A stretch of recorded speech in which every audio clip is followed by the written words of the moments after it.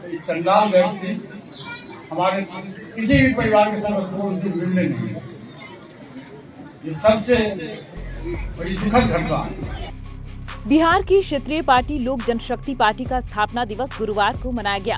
इस मौके पर मुख्यमंत्री नीतीश कुमार के साथ बिहार के कई नेता मौजूद रहे। लोजपा आर प्रमुख चिराग पासवान ने कहा कि पार्टी उनके पिता के सपनों को पूरा करने के लक्ष्य की ओर मजबूती से आगे बढ़ रही है। वहीं पूर्व केंद्रीय मंत्री पशुपति पारस ने भतीजे चिराग पासवान पर भड़ास निकाली। उन्होंने कहा कि इस चांडाल की वजह से आखिरी वक्त में अपने बड़े भाई को नहीं देख पाए।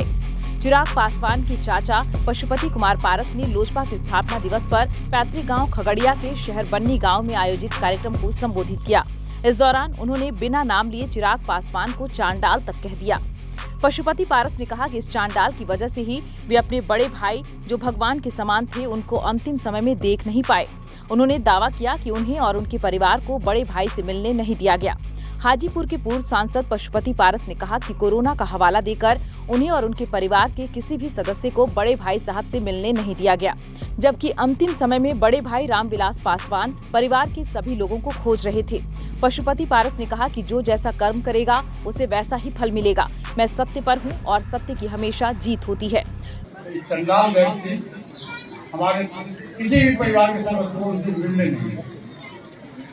ये सबसे बड़ी दुखद घटना है। अंतिम समय में पासवान जी बोलते रहे पारस कहाँ है, प्रिंस कहाँ है, हर तमाम लोगों को खोजते रहे, लेकिन इन लोगों ने बहाना किया कोरोना के नाम पर और हमारे परिवार के किसी भी सदस्य को मिलने नहीं और उनसे कहा कि आपके खून में मेरे खून में।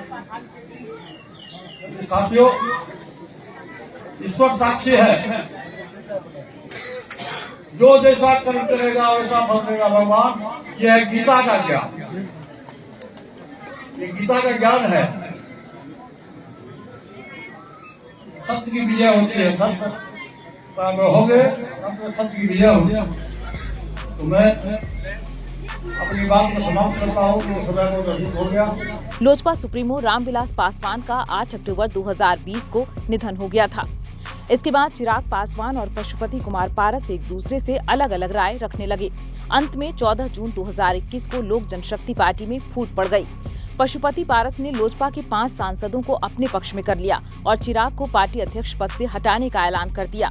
यहीं से लोजपा 2 हिस्सों में बंट गई। 5 सांसदों के साथ पशुपति कुमार पारस केंद्रीय मंत्री बन गए। इस घटना के बाद चिराग ऐसे अकेले पड़ गए मानो एक झटके में उनका सब कुछ खत्म हो गया।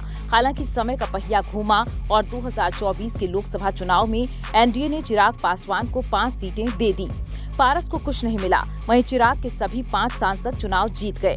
चिराग केंद्र में मंत्री बन गए। वहीं 15 नवंबर को चिराग को पार्टी का पुराना दफ्तर भी मिल गया।